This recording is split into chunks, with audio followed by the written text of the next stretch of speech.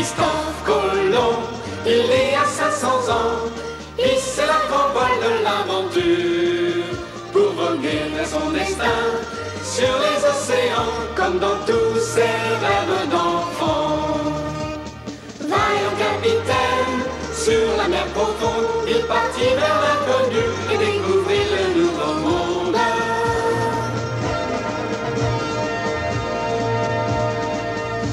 Sous le soleil, toujours guidé par son cœur, jamais il ne connut la peur. Les souverains d'Espagne lui donnèrent la mission de porter bien haut leur drapeau. Malgré les tempêtes, sur la mer profonde, il partit vers l'inconnu et découvrit le nouveau monde.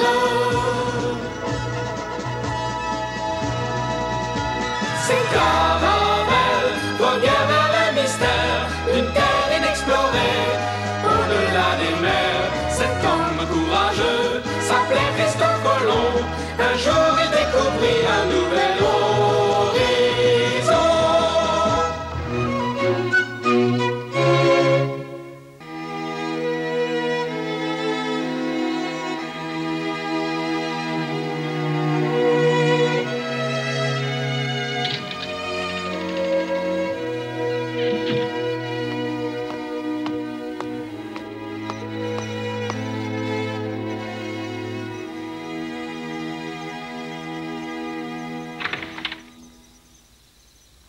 Oh, c'est toi, papa. Diego, tu ne dors pas encore, il est tard. J'ai quelque chose pour toi. Hein?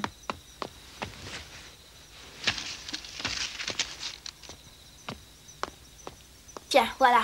Un cadeau? Mais qu'est-ce que c'est? Je veux que tu l'emmènes avec toi. Je peux l'ouvrir tout de suite? Uh-huh. Oh! Mais c'est...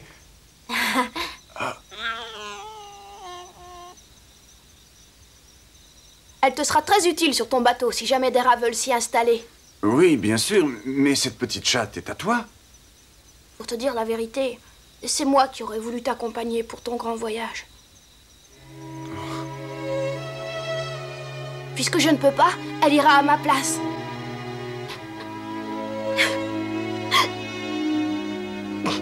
Je m'occuperai bien d'elle, aussi bien que j'aurai pris soin de toi.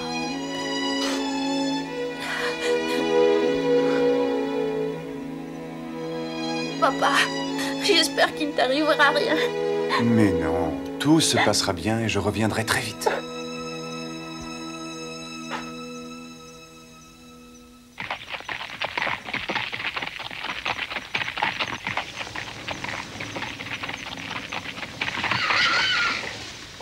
Encore des Juifs qui préfèrent quitter l'Espagne plutôt que de se convertir au catholicisme. Ils fuient pour échapper à l'Inquisition.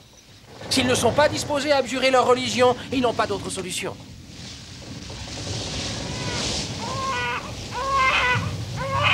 Ces gens partent à la recherche d'une nouvelle terre. Finalement, j'ai un point commun avec eux.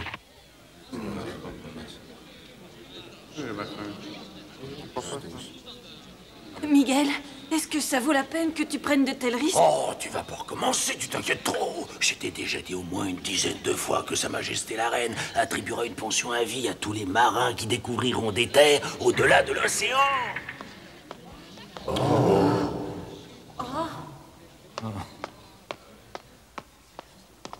Bonsoir, Père Marquenard. Je vous attendais, amiral Colomb. Je vais célébrer une messe pour le succès de votre grande entreprise. Merci.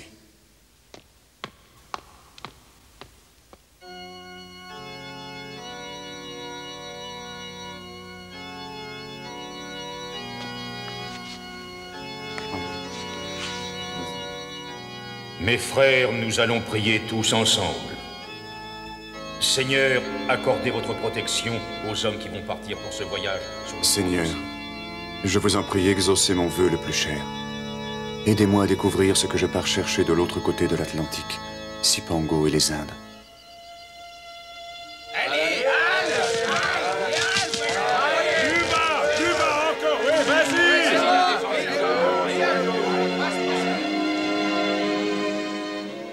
Avant son départ, Christophe Colomb avait retrouvé son ami Luis Torres, le Génois, qu'il avait présenté à l'Assemblée des marchands de sa ville. Ces derniers avaient refusé de financer le grand voyage de Christophe Colomb. Mais Luis Torres croyait au projet de voyage vers l'Ouest. C'est pourquoi il s'enrôla spontanément dans l'équipage de l'amiral. Outre Torres, il y eut Pedro Gutiérrez, officier de la Chambre du Roi, Juan Sanchez de Cordoue, médecin de bord, et le lieutenant Rodrigo Escobas.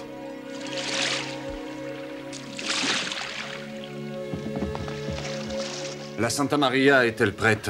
Tout est en ordre, amiral Colomb. Mon bateau est le meilleur. Je viens d'accompagner la dernière barque avec des vivres à charger. Et vous, Vincent, avez-vous terminé le chargement des provisions?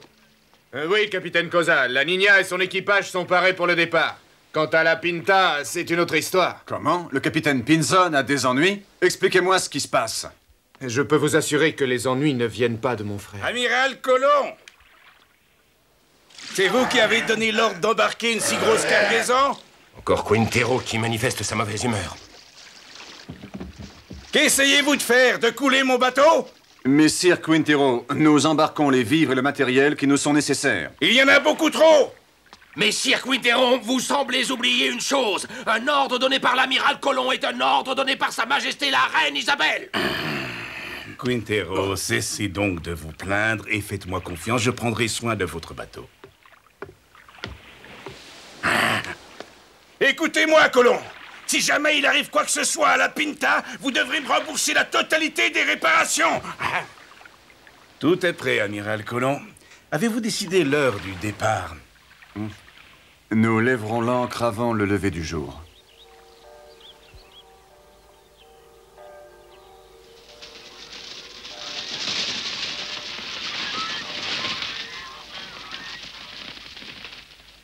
J'attendais le moment propice. La marée descendante va faciliter la manœuvre.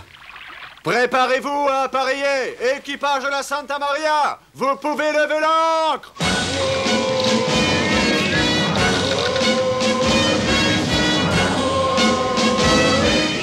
La Pinta, levez l'ancre! La Niña, levez l'ancre!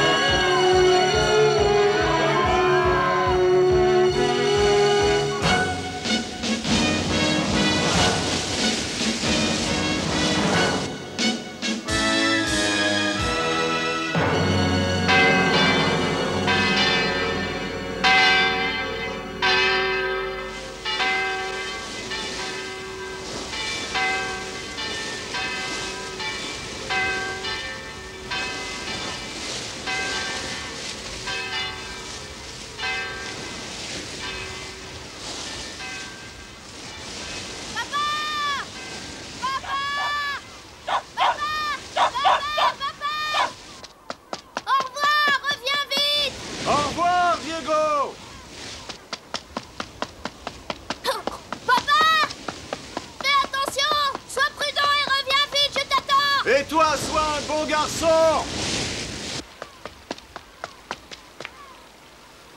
Au revoir, papa! Au revoir!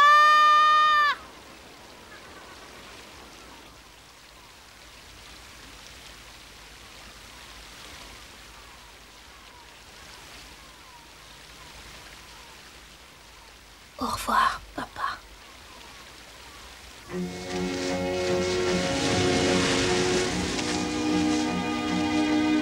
Gabier, larguez la grand voile!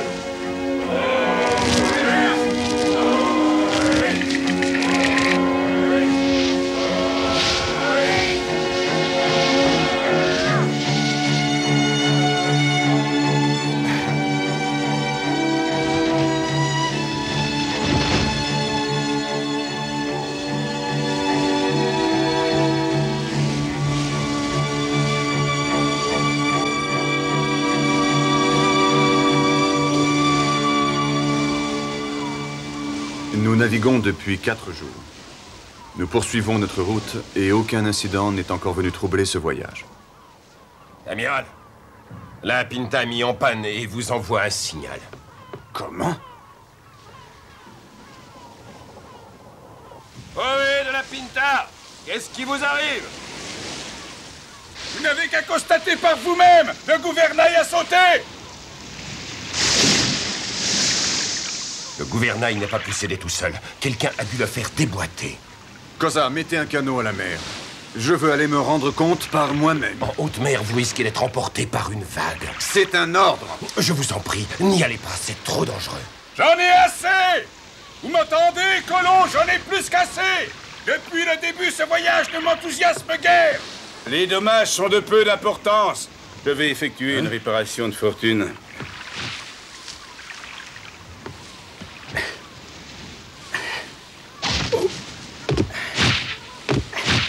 Il faut avouer que la réputation du capitaine Pinzon est fondée. C'est un homme de courage. Oui.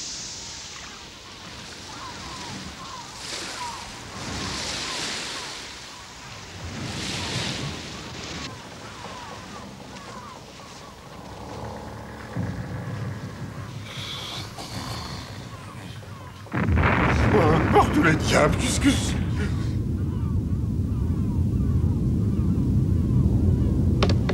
Et qu'est-ce qui se passe? Vous avez entendu?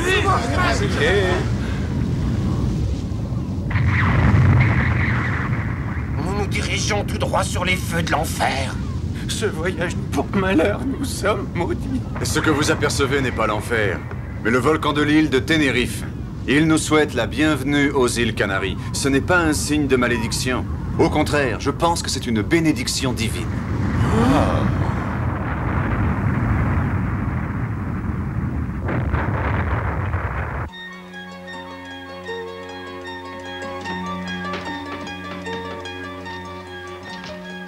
Christophe Colomb! Christophe Colomb! Messire Colomb! Donna Bobadilla.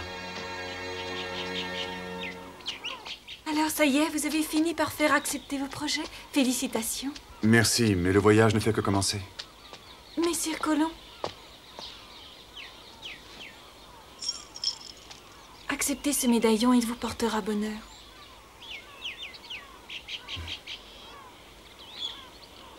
Merci beaucoup. Hier après-midi, le capitaine d'un navire arrivé ici à La Gomera m'a fait part d'un renseignement étrange. Que vous a-t-il dit? Il paraît que 3 navires de guerre portugais seraient en embuscade au large de l'île de La Gomera. Il voudrait me tendre un piège. Sans doute. Le Portugal est au courant de votre départ et le roi Juan cherche à vous barrer la route car il craint votre réussite. Mais vous devez avoir raison. Je vais essayer de déjouer cette embuscade en choisissant une autre route.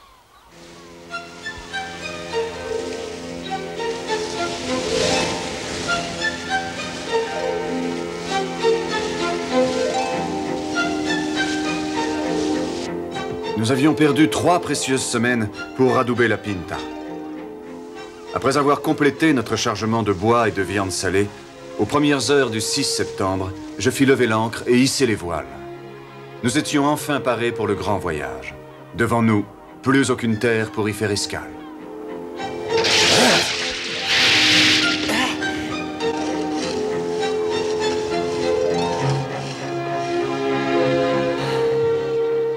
J'avais décidé de dissimuler à l'équipage la distance parcourue chaque jour.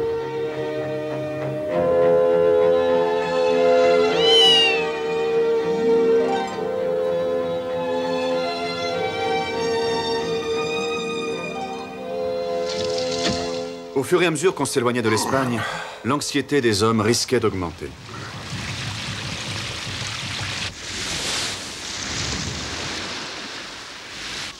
Oh, amiral! Il y a quelque chose qui flotte à bâbord! Mais qu'est-ce que c'est? Ouais, de la une! Est-ce que c'est un morceau de bois qui flotte? J'en sais rien, moi, je vois pas encore bien, mais on dirait que c'est...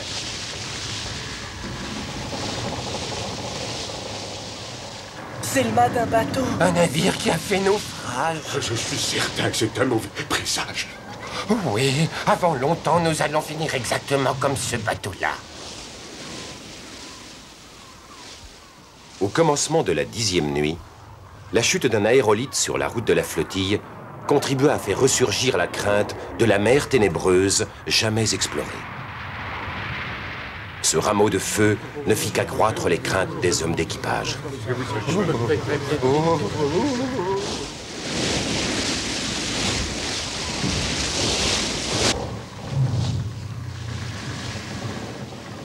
Regardez, de l'herbe, la terre n'est plus très loin. Où ça?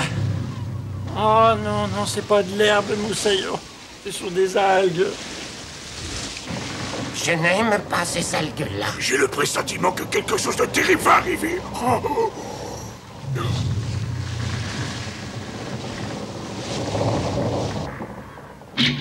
Amiral Colomb, il faut que vous veniez vite. L'aiguille de la boussole semble bizarre. Comment ça? Ne me dites pas que le timonier ne peut plus se fier à la boussole pour naviguer. Regardez-moi ça.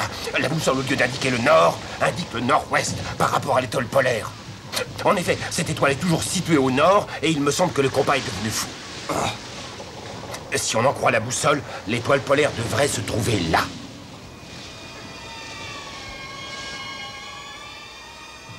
Notre bateau, qui devrait faire route vers l'ouest, est en train de se diriger vers le sud, où il doit y avoir une force maléfique qui dérègle la boussole. Les hommes d'équipage sont effrayés.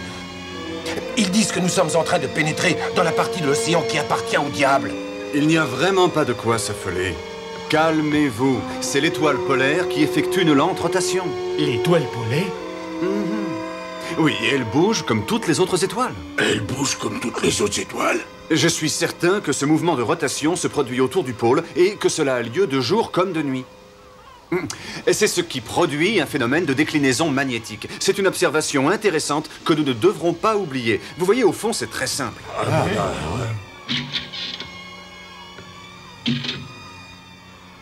Au cours de mes voyages, j'avais déjà remarqué que dans certaines régions, l'aiguille du compas déviait. Mais le pourquoi de ce phénomène, je n'en avais aucune idée. Pour calmer l'équipage qui s'alarmait, je n'avais pas d'autre choix que d'inventer cette histoire d'étoile polaire qui bouge. Et après tout, c'était peut-être la vérité.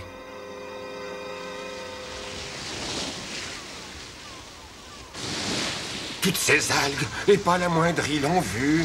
On est dans une région qui appartient au diable. Je vois que c'est d'explication. Et si les algues se font encore plus nombreuses, nous serons bientôt incapables d'avancer. Et on pourra même plus faire demi-tour si ça continue. Notre vitesse a encore diminué. Qu'allons-nous devenir? Nous ne reverrons jamais Palos. Oh, voilà maintenant que le vent il tombe subitement. Nous ne pouvons pas continuer. Regardez la situation en face. Jusqu'à présent, nous avons eu une confiance aveugle en vous. De plus, il faut avouer que ce n'est pas notre faute si le vent est tombé d'un seul coup. Mais amiral, les matelots grognent et certains seraient prêts à vous jeter par-dessus bord pour pouvoir faire demi-tour et rentrer. Que dites-vous? Les hommes se réunissent sans arrêt pour discuter et Dieu sait ce qu'ils complotent. J'ai été nommé par Sa Majesté Isabelle de Castille connétable et je suis chargé de la sécurité sur ce navire. Qu'ils viennent se frotter à ma lame et ils verront. Du calme, Arana. Je sais ce que j'ai à faire. Rendons-nous sur le pont pour leur parler. Est-ce bien prudent, amiral? Officier Arana, je vais leur rappeler qui donne les ordres ici. Vous êtes d'accord, ça ne peut plus durer. Ouais, on en a assez. Assez loin. Les bateaux vont tous s'encalminer et nous allons mourir de faim et de soif. Que se passe-t-il? Vous vous êtes enrôlé de votre plein gré. Mais... Bon ben moi je retourne à mon poste. Rappelez-vous, leur majesté le roi et la reine vous en fait une promesse. Ils offrent une pension à vie à tous ceux qui découvriront une nouvelle terre. Assez! J'en ai assez d'entendre toutes ces paroles creuses. Nous, on veut rentrer au port de Palos. Vous avez dû remarquer les algues dans l'eau. Si elles sont si épaisses, c'est parce que non loin d'ici, il y a la terre. De plus, j'ai constaté que le courant qui les entraîne vient de l'ouest, ce qui signifie que la terre que nous cherchons se trouve bien à l'ouest. C'est ce que vous dites. Quand verrons-nous enfin cette terre dont vous nous parlez? Le fait d'être les premiers hommes à traverser le grand océan devrait vous motiver, vous exalter. De quoi avez-vous tellement peur? On a peur du diable. On va pas attendre de nous faire dévorer par le monstre du fond des mers. Pas question. Nous allons faire demi-tour et rentrer immédiatement à Palos. D'abord, moi, on m'a enrôlé de force. Je n'avais pas le choix. J'étais en prison à vie pour avoir tué un homme. Ensuite, on est venu me dire que je serais gracié si je m'enrôlais sur ce bateau. Mais pour rentrer au port, je suis prêt à vous tuer de mes mains. Attendez, n'approchez pas. Arrêtez! Vous commettez une grave erreur. La Pinta nous aborde à tribord. Quoi? Oh! Je le tiens. Il faut aller les cordages et bien les fixer.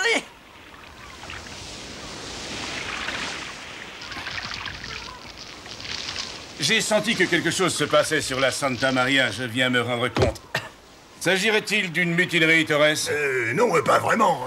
Vous allez tous m'écouter. Si l'un d'entre vous fait acte de rébellion, il sera pendu haut et court, selon les lois bien établies de la marine. Je le pendrai moi-même, tout en haut du grand mât, à titre d'exemple. Maintenant, retournez tous à vos postes. Oui, capitaine. Merci, capitaine Pinzon. Vous m'avez sorti d'un mauvais pas. Ce n'est rien, vous savez, j'ai plutôt l'habitude. À Palos, nos marins sont de fortes têtes. Oh. Le vent se lève. Oh! Très bien. Je sens que nous allons enfin pouvoir nous sortir de ces algues.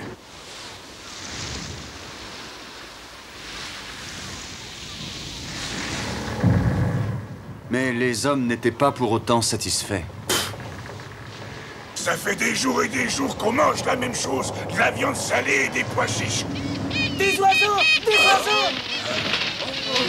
Ils sont peut-être bons à manger. Si des oiseaux volent par ici, ça veut dire que la Terre n'est pas loin. Regardez! Oh, des dauphins! Là! Qu'est-ce que t'as vu encore, Loupio? Une île!